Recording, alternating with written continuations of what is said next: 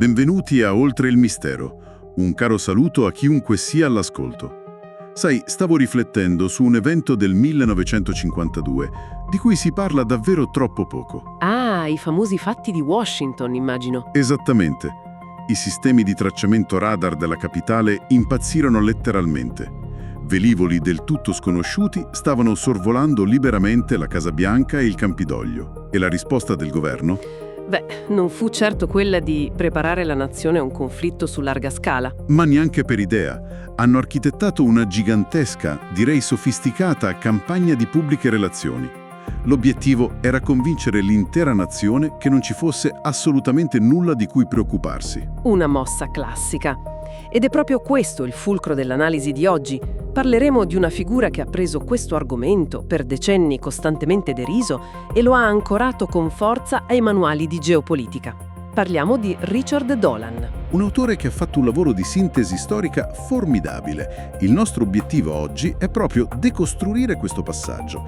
Vogliamo capire come un fenomeno liquidato in pubblico con sorrisi di scherno sia stato poi trattato in totale segretezza con una serietà quasi maniacale dalle reti di intelligence. Cioè, Dolan ha preso una tematica relegata al folklore e ne ha fatto una lente di ingrandimento. Una lente per osservare le dinamiche del potere, della guerra fredda e della sicurezza nazionale. Ok, analizziamo bene questo aspetto, partendo dal metodo. Dolan nasce nel 1962 e ha una formazione accademica solidissima. Ha studiato storia americana e relazioni internazionali. Insomma, non arriva dalla speculazioni sensazionalistiche. Assolutamente no, e questo è il fondamento della sua credibilità. Applica un metodo storico rigoroso, ha una tematica non convenzionale. Lui non cerca luci sfocate nel cielo notturno. Esatto, cerca i timbri.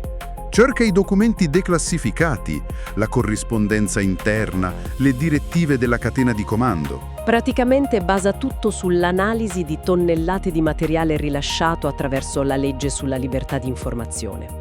E spulciando questi archivi negli anni 90, porta alla luce un paradosso istituzionale gigantesco. Una vera e propria schizofrenia burocratica, perché da una parte avevi il volto pubblico delle istituzioni, conferenze stampa con generali sorridenti che derubricavano tutto a palloni meteorologici o isteria di massa. E dall'altra parte? Dall'altra parte, nei corridoi di agenzie come la CIA o l'FBI c'era un monitoraggio febbrile, rapporti su intercettazioni, dispacci urgenti, una preoccupazione palpabile. È un doppio binario affascinante. È come un'azienda, no? Pensa a un'assemblea degli azionisti. La dirigenza presenta una vetrina rassicurante e dichiara profitti record per calmare i mercati. Mentre nel retrobottega i dirigenti sudano freddo e stracciano i libri contabili per evitare la bancarotta. Una realtà per i consumatori e una completamente diversa per chi detiene il controllo. L'analogia calza a pennello. E questa discrepanza clamorosa sfocia nel suo lavoro monumentale pubblicato nel 2000, un libro dedicato allo stato della sicurezza nazionale tra il 1941 e il 1973. Un periodo storico denso. Molto denso. E non è una raccolta di aneddoti, è una storiografia basata su intercettazioni e note strategiche del Pentagono. Ciò che è affascinante qui è come Dolan abbia spostato brillantemente il baricentro del dibattito. In che senso? Nel senso che il punto focale non è dimostrare la natura fisica di questi oggetti. Il punto è chiedersi il perché. Perché le due più grandi superpotenze mondiali avrebbero dovuto spendere miliardi di dollari e decenni di sforzi logistici per studiare in gran segreto qualcosa che, a livello ufficiale, definivano inesistente. Domanda letale. Distrugge completamente la narrativa istituzionale. E per trovare una risposta sensata, dobbiamo calarci nel clima politico di quegli anni. La guerra fredda. Il confronto totale. Esatto. Il confronto costante tra il blocco occidentale e l'Unione Sovietica. Dolan si concentra su un anno che funge da perno per l'intera architettura del potere moderno, il 1947. Proprio in quei mesi, gli Stati Uniti stessero ridisegnando l'intera struttura del loro apparato di difesa. E qui entra in gioco il National Security Act. Proprio quello. Questa legislazione centralizza il potere militare e di spionaggio, crea la CIA e il Consiglio di Sicurezza Nazionale. Praticamente nasce l'infrastruttura burocratica moderna concepita per mantenere segreti su scala industriale. E Dolan immagino non ritenga che questa tempistica sia una semplice coincidenza. Esatto.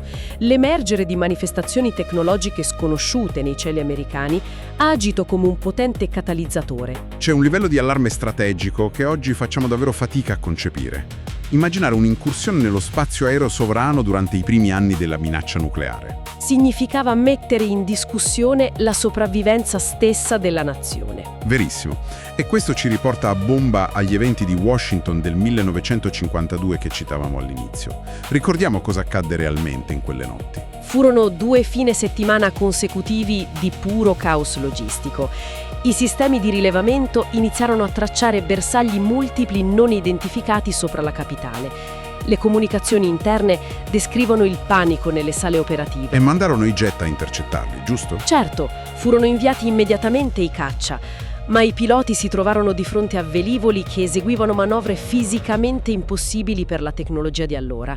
Superavano in agilità i migliori mezzi dell'aeronautica, scomparivano dai radar e riapparivano altrove in un attimo. Ma fermiamoci un momento su questo punto, perché c'è un elemento che richiede un'analisi critica da parte nostra.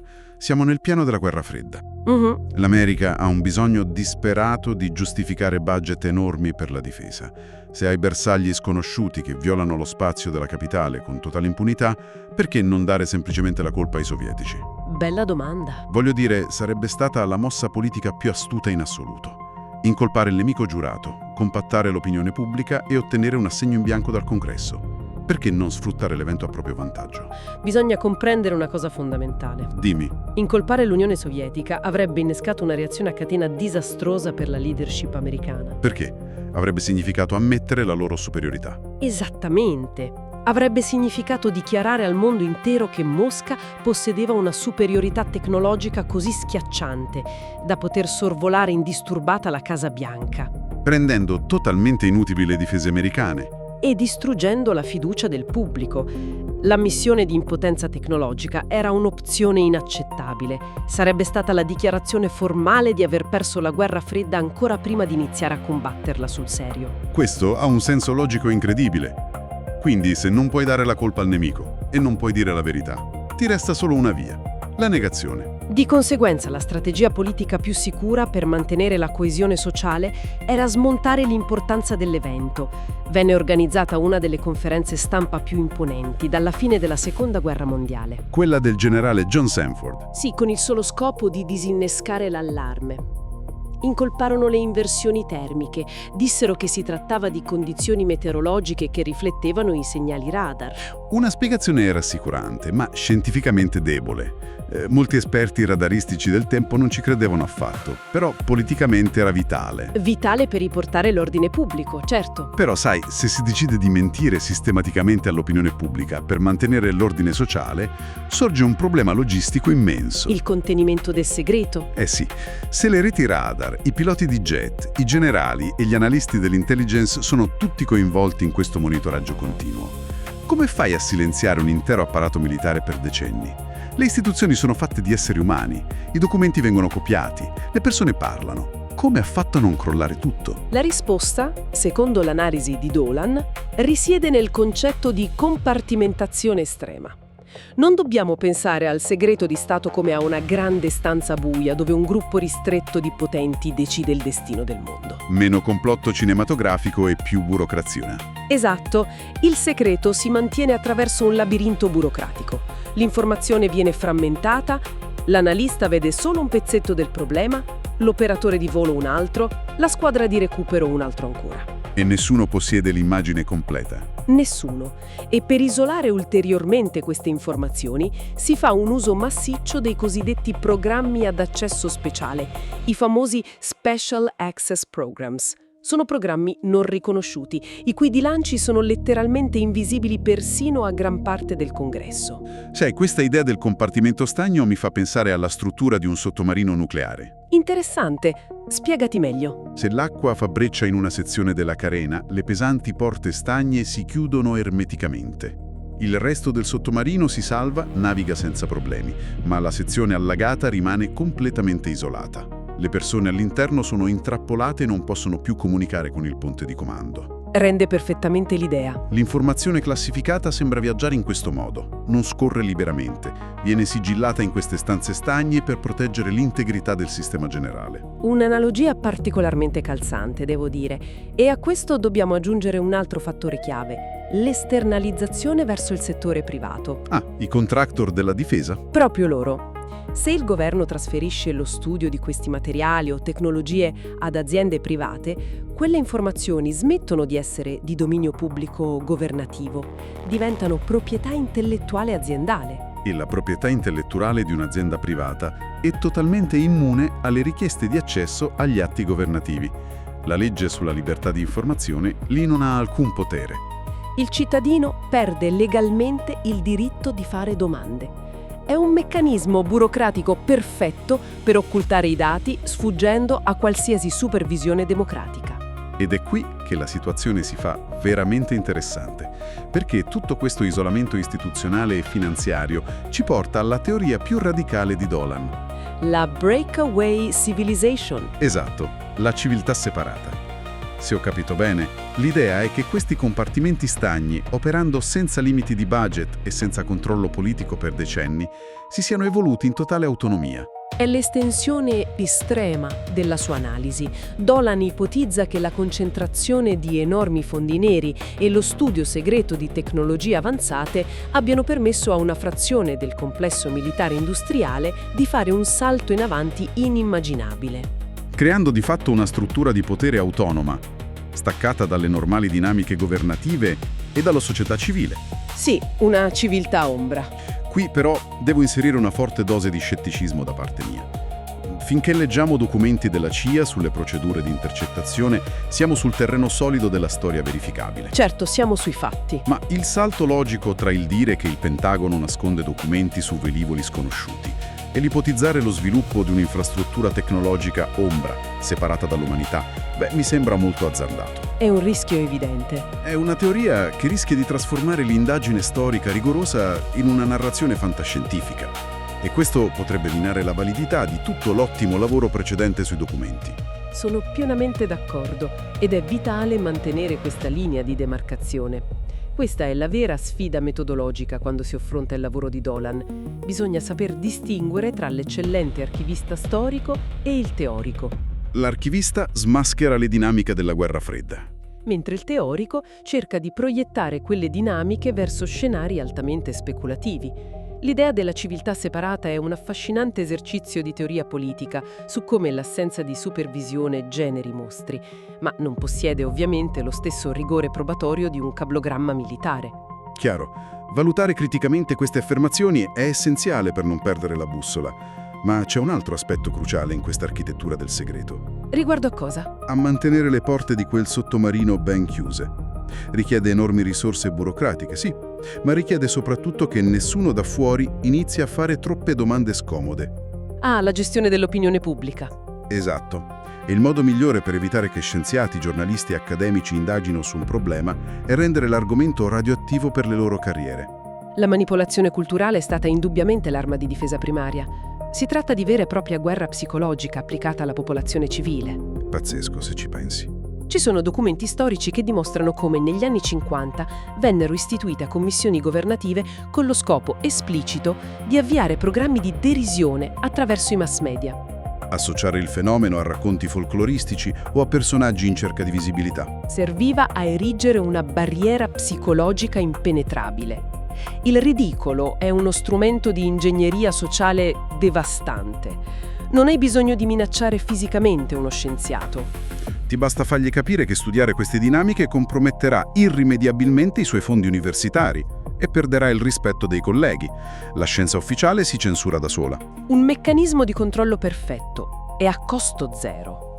E questo muro di ostilità e derisione ha retto in modo formidabile per decenni, oltre 70 anni. Ma poi c'è stata una frattura sistemica. Arriviamo al 2017. L'anno della svolta. Quell'anno ha segnato un terremoto culturale senza precedenti, avviato da un'inchiesta esplosiva del The New York Times. Il momento in cui la narrazione ufficiale ha iniziato a cedere. L'articolo ha rivelato l'esistenza dell'ATIP, un programma di identificazione delle minacce aerospaziali avanzate del Pentagono. Finanziato con 22 milioni di dollari. Nascosto abilmente all'interno degli immensi bilanci della difesa. E il mandato di questo programma era proprio lo studio di incontri militari con oggetti dalle caratteristiche inspiegabili. E la cosa assurda è che non si sono limitati a rivelare l'esistenza del programma. Hanno pubblicato video ufficiali registrati dai sistemi di puntamento dei caccia della Marina americana. Il celebre caso denominato Tic Tac. Le descrizioni dei comandanti di volo sono impressionanti. Descrivono un oggetto bianco, privo di superficie di controllo, senza motori visibili e capace di scendere da altezze vertiginose fino al livello del mare in pochissimi secondi, Sfidando palesemente la fisica dell'inerzia. per poi schizzare via a velocità ipersonica. E la cosa fondamentale è che non è il racconto di un passante, è la testimonianza di piloti pluridecorati supportata da dati strumentali incrociati. Se colleghiamo questo al quadro generale, notiamo un'evoluzione interessantissima nel linguaggio istituzionale. Hanno cambiato i termini. Esatto, viene abbandonata la vecchia terminologia carica di pregiudizi, si adotta l'acronimo UAP, fenomeni non identificati. Riformulare il linguaggio serve a ripulire la tematica dallo stigma decennale. Chiamandolo UAP, i legislatori e gli appaltatori della difesa possono organizzare audizioni pubbliche, possono stanziare nuovi fondi senza timore di perdere autorevolezza. È un riposizionamento strategico. E questo processo di normalizzazione progressiva ci porta dritti al concetto che Dolan definisce come rivelazione, la cosiddetta disclosure. Che è molto diversa da come la immaginiamo di solito. Sì, l'idea comune alimentata dai film è che la rivelazione della verità debba essere un evento traumatico. Il disco atterra sul prato della Casa Bianca, il presidente interrompe le trasmissioni mondiali. E annuncia che le nostre conoscenze dell'universo sono sbagliate. Esatto, roba da cinema. La rivelazione reale è un processo di logoramento, un processo estremamente lento, una continua diluizione dello shock attraverso ammissioni parziali e pubblicazione di documenti pesantemente censurati. E farlo in modo così graduale che, quando la piena comprensione diventerà inevitabile, la società l'assorbirà come una banale notizia di routine, senza panico. Una vera e propria strategia dell'assuefazione, goccia dopo goccia, finché la mente collettiva non percepisce più la gravità di ciò che sta apprendendo. Esattamente. Ma perché il governo dovrebbe temere così tanto questo panico? Torniamo alla questione fondamentale del potere. Qual è la vera minaccia che spinge un sistema globale a mantenere questo livello pazzesco di segretezza? Questo solleva una questione importante. Direi la conclusione filosofica più profonda di tutta l'analisi. La minaccia principale non è di natura militare. Non è una nuova arma di una nazione nemica. No, non stiamo parlando di una competizione per conquistare territori. La vera minaccia per le nazioni moderne è epistemologica. Epistemologica. Analizziamo a fondo questo termine, perché è il cuore del problema. Riguarda le basi stesse di come l'umanità conosce e interpreta la realtà. Proprio così. Il fondamento di ogni Stato moderno, la radice della sua autorità, si basa sul monopolio della forza e sulla promessa di proteggere i propri cittadini. E i propri confini, certo. Ma cosa accade alle gerarchie sociali, ai sistemi legali, persino alle strutture religiose? Va in crisi tutto il sistema. Quando un velivolo sconosciuto viola costantemente lo spazio aereo sovrano e i governi più potenti del pianeta sono totalmente impotenti di fronte a esso, il contratto sociale salta. Quindi, cosa significa tutto questo? Significa il crollo totale delle certezze su cui si basa l'autorità. Precisamente. Se non hai il controllo dei cieli sopra la tua capitale, se non sei in grado di comprendere nemmeno la fisica che permette a quegli oggetti di muoversi, allora la pretesa di sovranità dello Stato si rivela un'illusione. Ammettere questa impotenza significa innescare una crisi di fiducia irreversibile. È la caduta dell'antropocentrismo istituzionale, come lo definiscono alcuni. La segretezza, in quest'ottica, non serve a nascondere una specifica tecnologia. Serve a proteggere l'illusione del controllo governativo. È una questione di pura sopravvivenza istituzionale. Ed è per questo che il lavoro storiografico fatto sui documenti diventa fondamentale. Che si accettino o meno le conclusioni più spinte di Dolan, il suo metodo ci impone di rifiutare gli approcci dogmatici. Verissimo. Il dibattito è sempre rimasto prigioniero di due derive estreme, purtroppo. Da un lato c'è la credulità compulsiva, l'atteggiamento di chi attribuisce origini esotiche a qualsiasi luce o fenomeno incompreso. E dall'altro? Dall'altro risiede una negazione assoluta e pregiudiziale, l'arroganza intellettuale di chi si rifiuta categoricamente di analizzare i dati strumentali solo per paura di dover rimettere in discussione le proprie convinzioni. Questa è una richiesta esplicita di maturità analitica per tutti noi. Dobbiamo imparare a gestire l'incertezza senza farci travolgere dalle emozioni o, peggio, dal cinismo. Soprattutto oggi. Se guardiamo alla storia recente, la sfiducia nelle istituzioni è probabilmente ai massimi storici.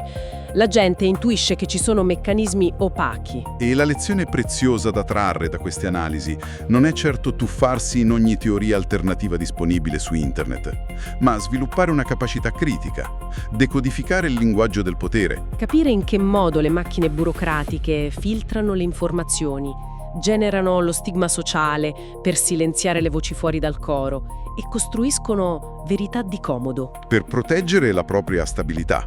Ci insegna a non prendere mai per buono il bilancio aziendale perfetto presentato durante la conferenza stampa. A cercare sempre, se possibile, di sbirciare nei documenti del retrobottega. Una metafora perfetta. Ed è proprio su questo concetto di gestione dell'informazione che vorrei chiudere la nostra riflessione.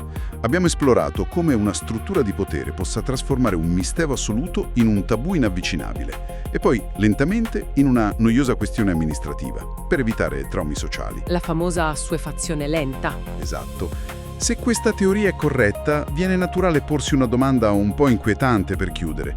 Quali altri pilastri della nostra percezione della realtà, quali altre immense lacune della nostra conoscenza collettiva stiamo già accettando in modo passivo in questo preciso momento storico? Scambiando magari un mistero insondabile per una banale quotidiana routine burocratica. Una prospettiva che richiede un esercizio continuo di pensiero critico e una mente sempre aperta. L'osservazione attenta del passato resta l'unico vero strumento per decifrare le complessità del presente.